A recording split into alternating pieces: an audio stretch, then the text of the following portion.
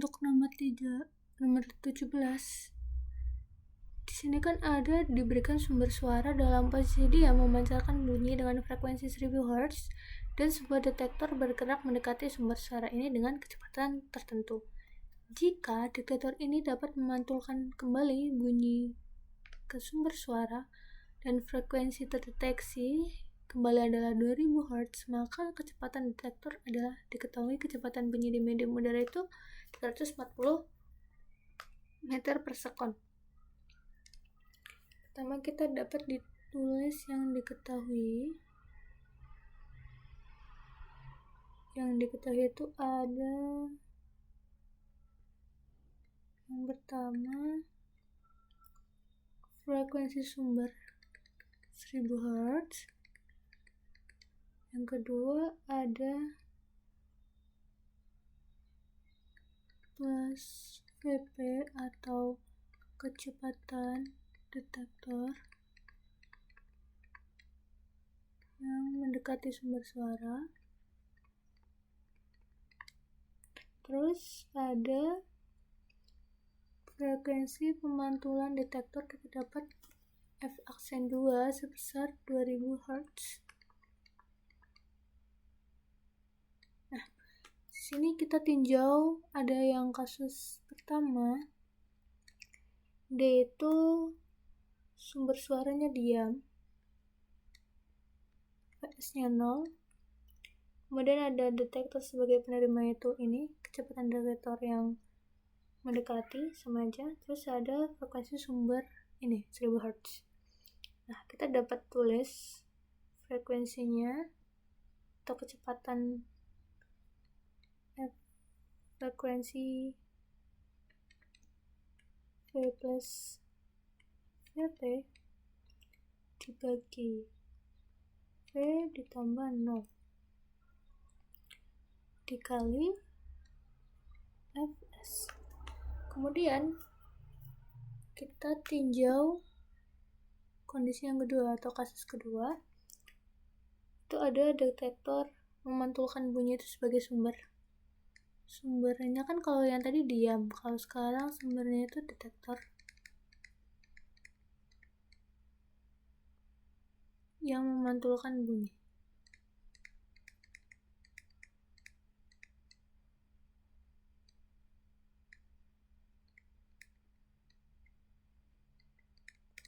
Kemudian ada pendengarnya, itu detektor sebagai sumber bergerak mendekati sumber suara menerima pantulan. Nah, sehingga kita dapat tulis persamaannya sebagai F aksen 2 dan V ditambah 0 dibagi V minus Vs dikali F aksen 1. F aksen 1 itu tadi itu sebagai pantulan bunyi dari detektor sebagai sumber, sehingga kita substitusikan aja nilai F aksen 1 tadi ke sini, V minus Vs dikali V ditambah Vp dibagi V dikali Fs. Nah, ini kita dapat saling meniadakannya, sehingga aksen 2 nya kita dapat tulis V plus Vp dibagi V minus Vs dikali Fs, dimana Vp itu kecepatan detektor di kasus 1 dan Vs itu kecepatan detektor di kasus 2. Kita dapat tulis Vp itu Vp sama dengan Vs sama dengan Vd, sehingga aksennya itu menjadi Vd per minus Vd dikali Fs.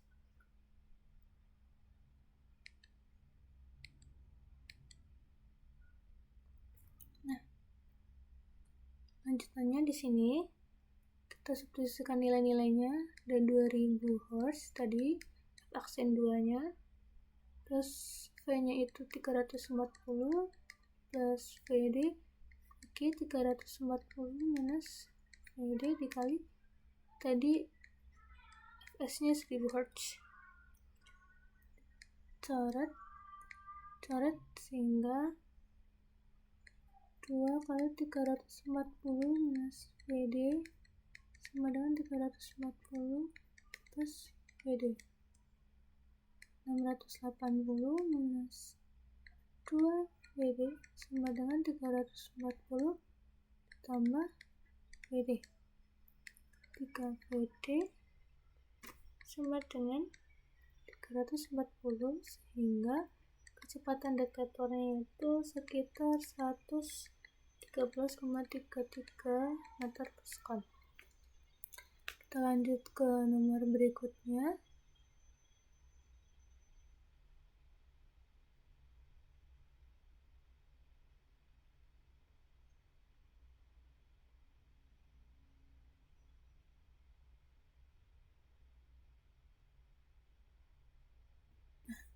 Sini nomor 18 itu ada suatu sistem dengan 2 reservoir ini, terus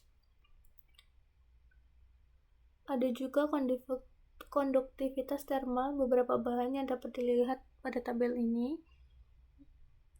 Yang ditanyakan itu laju perpindahan panas tertinggi akan didapatkan pada suatu sistem dengan material penghubung 1 dan 2 berupa, kan pilihan jawabannya adalah aluminium dan tembaga ya.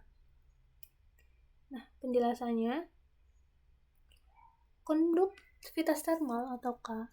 Jadi konduktivitas thermal ini dia lambangnya K kan ya. Terus adalah sifat material yang menentukan seberapa baik material tersebut untuk mengantarkan panas. Laju perpindahan panas atau Q melalui suatu benda terkait dengan perbedaan suhu antara dua ujung benda tersebut dengan luas penampangnya, serta jaraknya juga. Luas penampang itu A, jarak itu L. Persamaan yang menghubungkan konduktivitas thermal dengan laju perpindahan panas itu ada hukum Fourier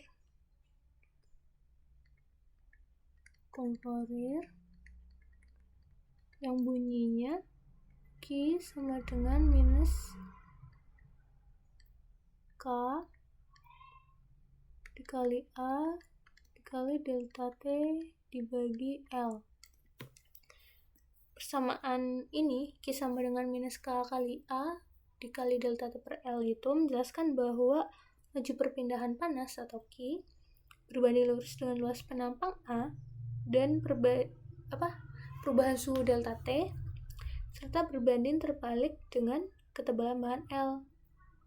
Nah, konduktivitas thermal adalah faktor proporsionalitas dalam hubungan ini. Ketika semakin tinggi konduktivitas thermal suatu material, maka semakin efisien material tersebut dalam mengantarkan panas. Gitu. Sehingga kalau dilihat dari tabel, tembaga dan aluminium memiliki konduktivitas thermal yang tinggi. Maka jawabannya yang C. Lanjut ke soal berikutnya.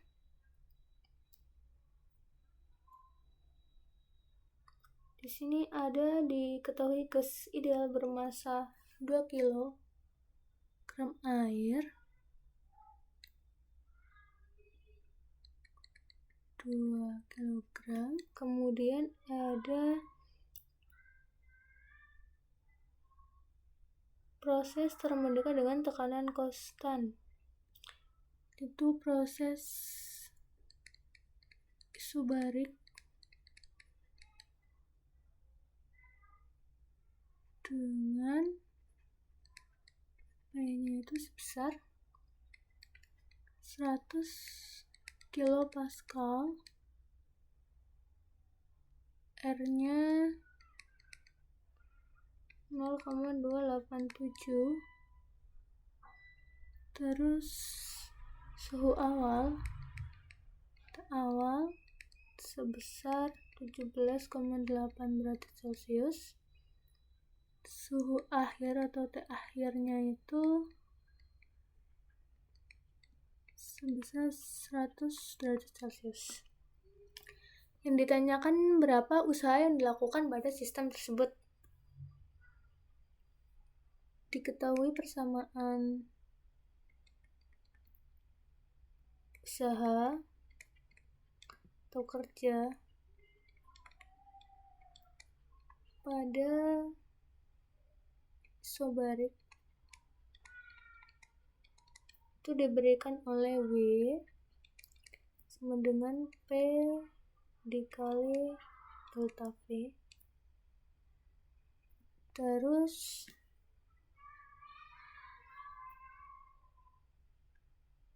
delta V itu merupakan perubahan volume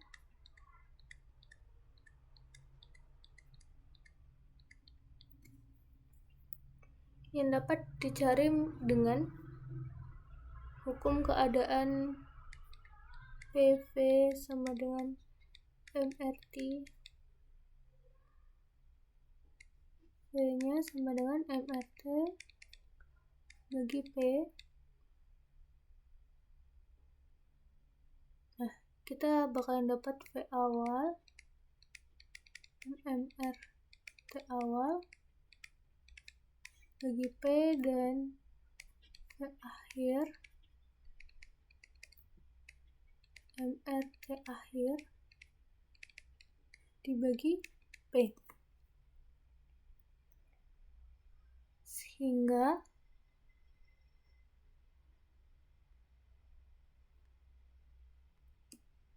delta V-nya sama dengan M dikali R dikali T akhir minus T awal dibagi P. Delta V-nya sama dengan 2 dikali 0,287 kali 10 pangkat 3 kali 100 minus 17,8 dibagi 100 dikali 10 pangkat 3. 10 pangkat 3 itu dari tadi kan kilopascal, kita ubah kilopascalnya itu ke bentuk pascal, sehingga delta V-nya diperoleh sebesar 0,471828. Kita dapat cari nih usahanya. P kali delta V sama dengan 100 dikali 10,3 Pascal dikali 0,471828, sehingga diperoleh W-nya sekitar 47182,8 Joule.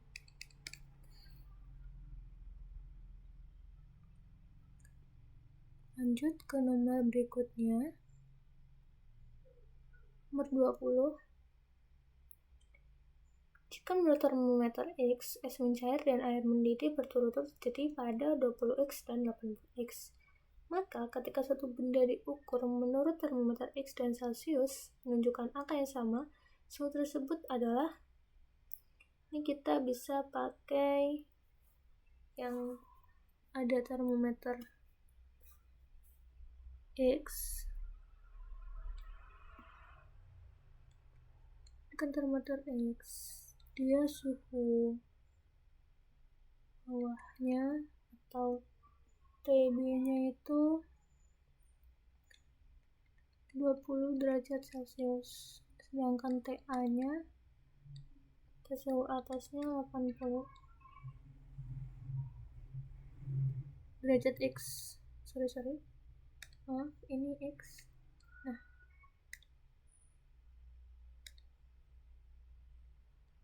terus kalau misalnya di Celsius kan, di Celsius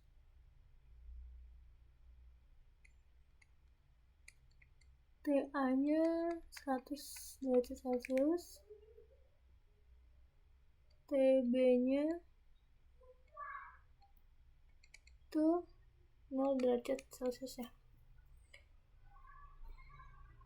Kita bisa menggunakan perbandingan perubahan suhu dan interval titik tetap ketika suhunya itu sama dengan suhu di X sama dengan suhu di C. Di sini T dari X di minus TX sama dengan TA dari X di minus TB dari X sama dengan TA dari C dari Celcius minus TC dibagi TA dari C minus TB dari C.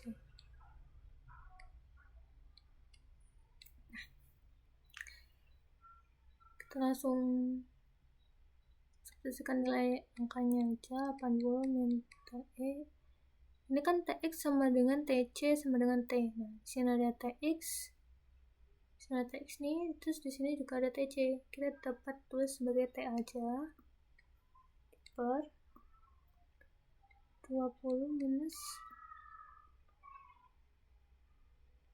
80 minus 20 sama dengan 100 minus T dibagi 100 minus 0.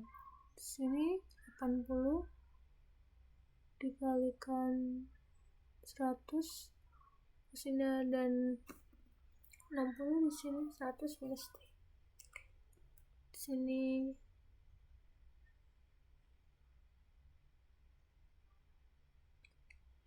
8.000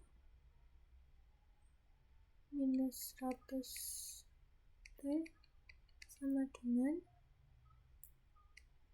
6.000 minus 60 T.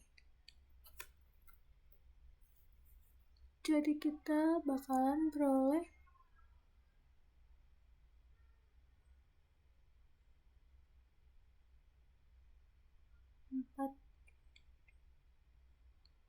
40 T sama dengan 2000, sehingga T sama dengan 50 derajat Celcius atau 50 X derajat X. Kita teman-teman lanjut ke soal berikutnya.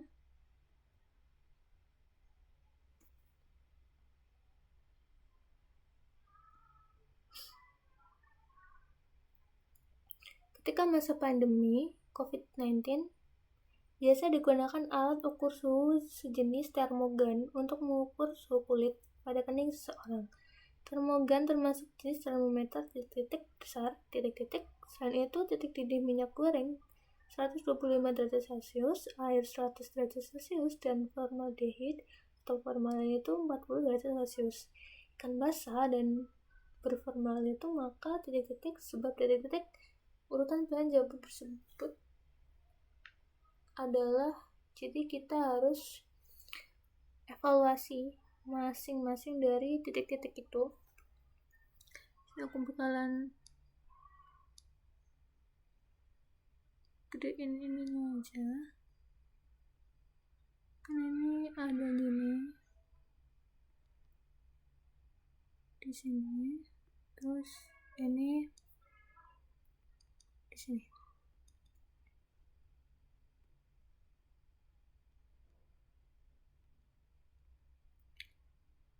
Nah,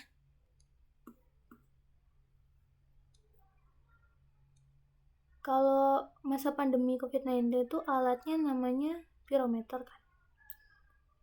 Pirometer itu dikenal sebagai termometer inframerah atau termometer radiasi. Termometer non-kontak digunakan untuk mendeteksi suhu permukaan suatu benda yang bergantung pada radiasi inframerah atau tampak yang dipancarkan dari benda tersebut. Pirometer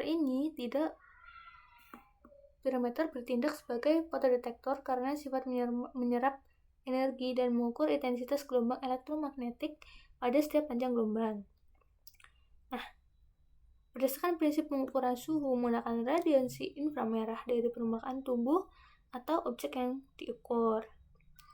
Jadi untuk yang jawaban 1 itu pirometer, karena yang paling sesuai ini di sini adalah pirometer, di mana pirometer kan yang mengukur suhu pada kening seseorang atau mengukur suhu permukaan suatu benda ya. Kemudian prinsip kerjanya itu berdasarkan ini 2 gelombang IR yang dirasakan oleh kulit di kening.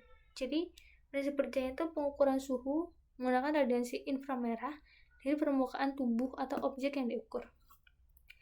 Untuk ikan basah dan berformalin, maka ikan basah dan berformalin kemungkinan memiliki suhu yang sama ketika diukur dengan termogan. Jadi jawabannya itu air dan formalin menguap oleh penggorengan. Sebab formaldehid atau formalin itu memiliki titik didih yang lebih rendah daripada air, sehingga jika ikan terpapar formalin, suhu ikan yang basah dan berformalin mungkin akan mendekati atau sama dengan suhu air, bukan suhu minyak goreng. Jadi di sini sebab formalin lebih ringan dari minyak goreng gitu. Ini lanjut nomor berikutnya. Ada sebuah gas ideal mengalami proses termodinamika isotermal yang menyebabkan volume menjadi 2 kali dari volume awal pada suhu 300 Kelvin. Gas ideal ini selanjutnya mengalami proses isovolumik dan hanya bergerak translasi. Jika total panas yang dihasilkan oleh kedua proses ini adalah 0, maka suhu akhir dari proses termodinamika keseluruhan adalah, ini dikasih juga nilai N-nya, dan 2 itu sekitar 0,693. Kita dapat tulis di sini yang diketahui pertama pada proses isotermal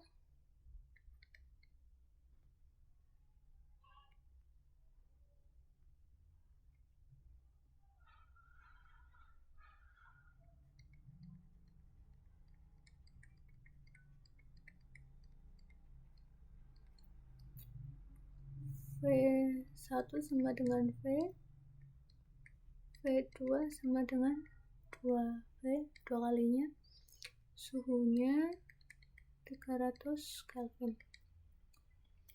Kemudian ada proses isovolumik.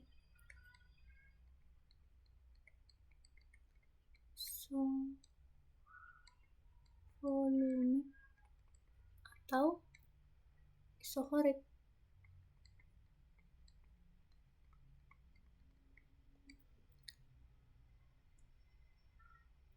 Totalnya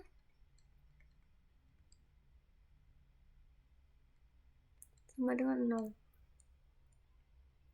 Suhu akhir pada proses termodinamika tersebut itu kita dapat tulis sebagai awalnya ada Q total dari Q isotermal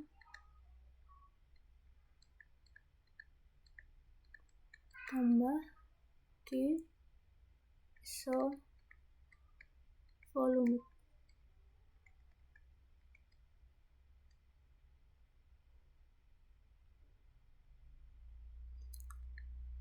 Q isotermal diberikan oleh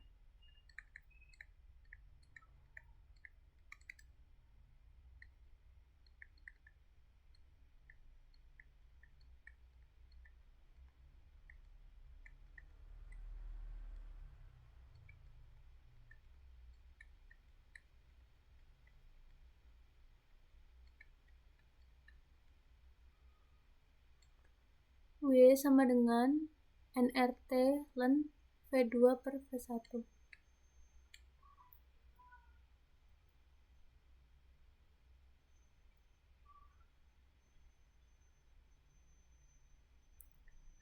Q isovolumik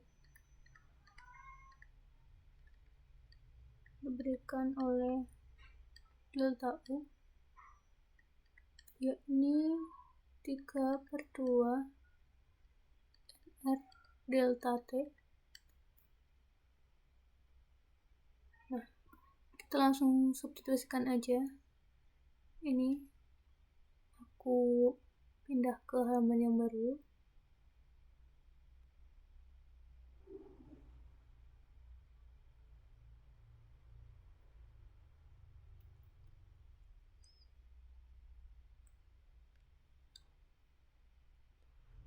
Q total itu kan sama dengan 0. Berarti terus Q total kan sama dengan Q isothermal ditambah Q isovolumic, sehingga kita dapat tulis Q total nRT dan V2 per V1 ditambah 3/2 NK delta T, dimana kita totalnya sama dengan 0, maka kita dapat tulis ini jadi minus nRT dan V2 per V1 sama dengan 3/2 NK. Nah, delta T kan TA akhir di minus T awal, sehingga sini kita kan ada sama-sama ada N.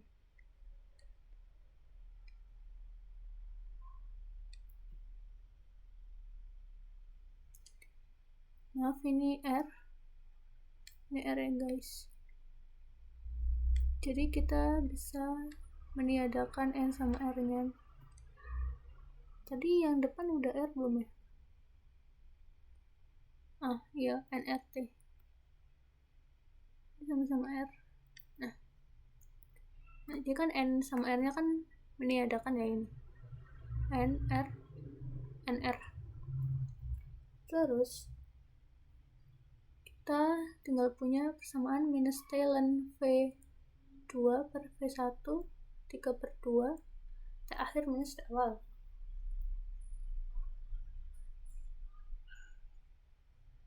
Minus 300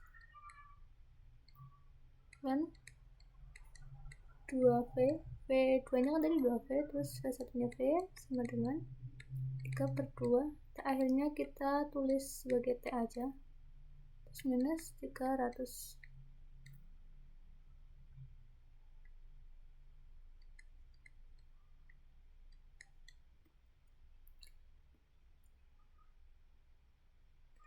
Terus ini kan ln 2 kan tadi diketahui, kita tulis aja di sini 0,693, kan di sini 3/2 T minus 450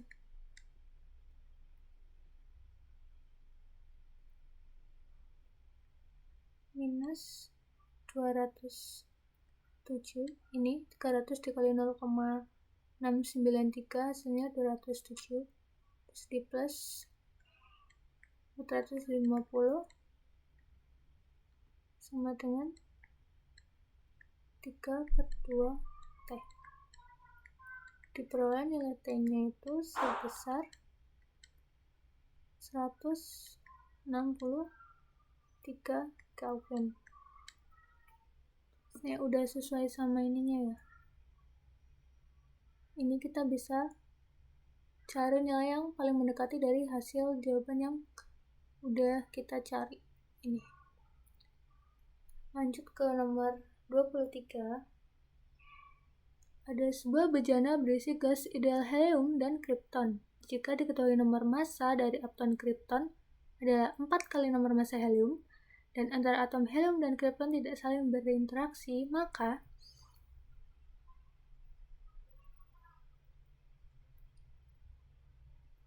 di sini kan ada gas helium sama gas kripton. Kita tahu bahwa helium lambangnya He dan kripton itu Kr. Terdapat dalam bejana dengan perbandingannya itu 4:1. Ketika kita menggunakan perbandingan massa molar, jika massa molar HE adalah M, maka massa molar KR-nya itu 4. Tadi kan massa molar KR terhadap HE 4:1. Untuk membandingkan kecepatan datar mereka, kita dapat menggunakan rumus apa tadi? 4M dibanding M. Dan memperhatikan bahwa kecepatan rata-rata berbanding terbalik dengan akar kuadrat dari massa molar. Nah, kecepatan rata-ratanya itu V rata-rata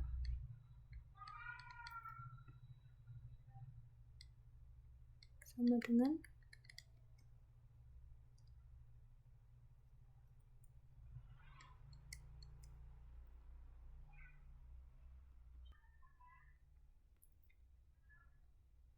akar dari 3RT dibagi M,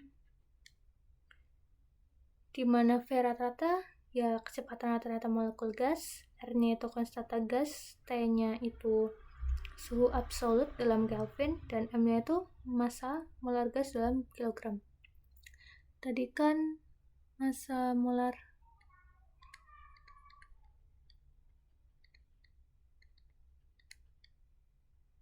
sini krypton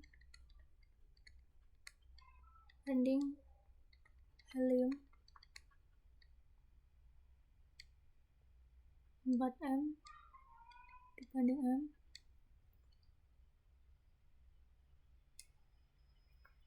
Kan 3RT-nya sama semuanya. Kita punya samaan gini.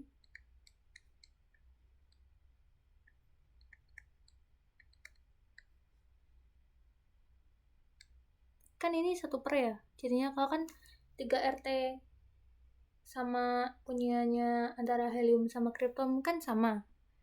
Nilai dari konstanta gas sama suhu absolut Kelvin. Absolut dalam Kelvin. Sehingga kita dapat tulis sini jadi M KR, di sini M si HE. Makanya 4M KM sama dengan akar 4 2. Jadi kecepatan rata gas helium itu 2 kali lebih cepat dari kecepatan rata gas krypton. Ini ya, ini VKR. Lanjut ke samaan berikutnya.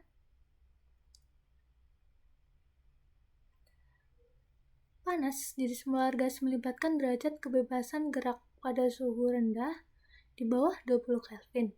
Gas karbon dioksida memiliki sejumlah derajat kebebasan gerak, yaitu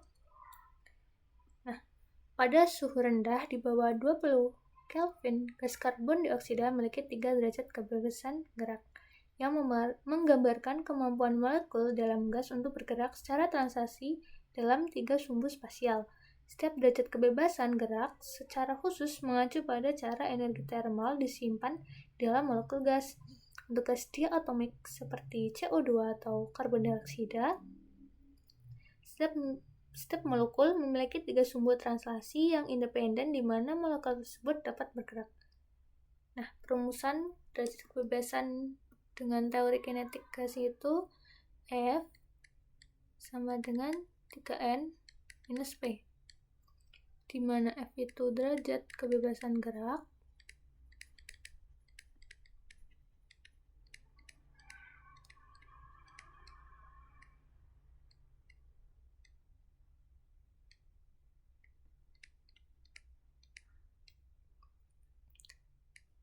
N itu jumlah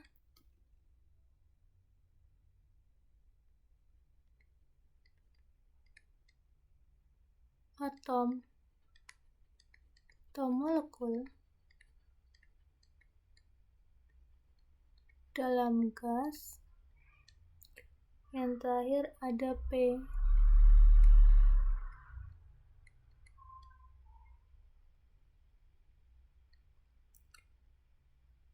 Jumlah batasan atau kebebasan yang dibatasi.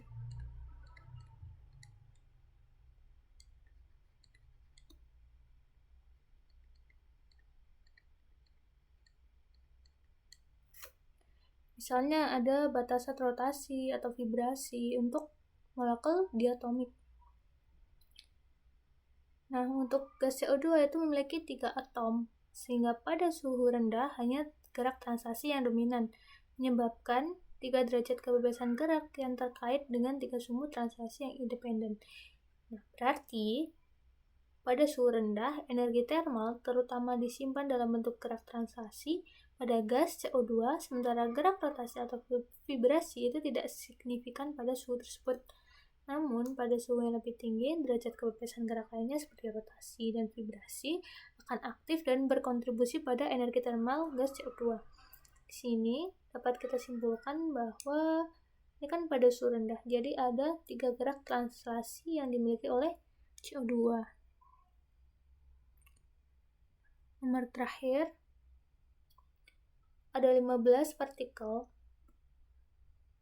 identik.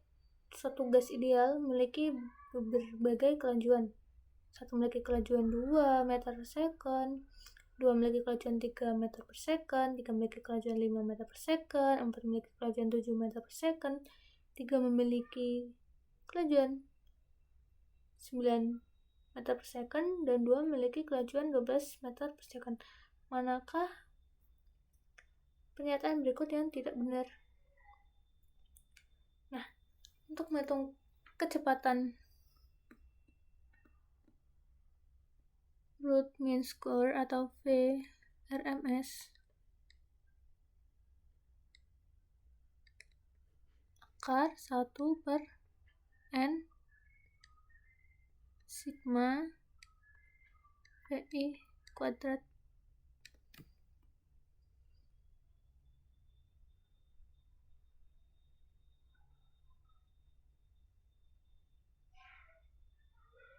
Di sini ada satu yang kelajuannya 2 meter per second. Terus 2 ada 3 meter per second. Yang ketiga ada 3 kelajuan 5 meter per second. Terus yang keempat itu ada 4 yang kelajuannya 7 meter per second. Yang berikutnya ada 3 memiliki kelajuan 9 meter per second, dan terakhir ada 2 yang memiliki kelajuan 12 meter per second. Jadi totalnya N ada 15. Kita dapat tulis di sini RMS 1/15 dikali jumlahan V1, V2, V3, jadi semuanya itu dijumlahkan. Jadi kan ini ada 1 kali 2 meter per second itu dikuadratin, terus ditambah, jangan lupa kurungnya di sini, 2 dikali 3 kuadrat,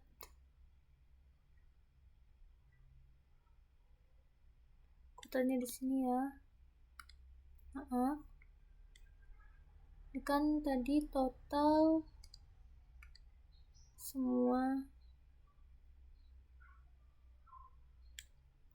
VI-nya, atau V ke 1, V ke 2, V ke 3, V ke 4, V ke 5. Ini yang pertama ada 1 kali 2 pangkat 2, terus ini ada 3 pangkat 2 nya ada 2. Tulis semuanya sampai 2 dikali 12 pangkat 2. Nanti bakalan ditemuin sekitar 7,41 meter per second setelah dihitung. Nah, ini kan ada ya di Jawaban kelajuan RMS partikel tersebut adalah 7,41 meter per sekon gitu. Sampai sini dulu, nanti pembahasan soal yang lain bakal aku bikin kalau sempat recordnya, kalau enggak aku bakalan tulis di kertas atau model kayak gini lagi. Terima kasih.